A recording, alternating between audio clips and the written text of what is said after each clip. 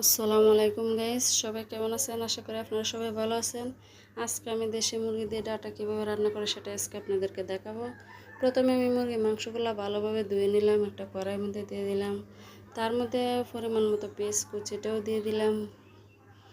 এখন আমি পরিমাণ মতো রসুন বাটা, আদা বাটা, পরিমাণ মতো মরিচের গুঁড়া দিয়ে দিলাম, হলুদের গুঁড়া, ধনিয়া গুঁড়া, সবগুলো আমি একসাথে অ্যাড করে দেব। লবণটাও দিয়ে দিলাম। এখন লং, এলাচ, তেলটাও পরিমাণ মতো দিয়ে দিলাম।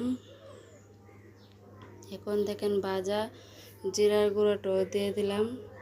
এখন আমি ভালোভাবে হাত দিয়ে এগুলো মেখে নেব, ভালোভাবে মিক্স করতে হবে। দেখেন আমি ভালোভাবে হাত দিয়ে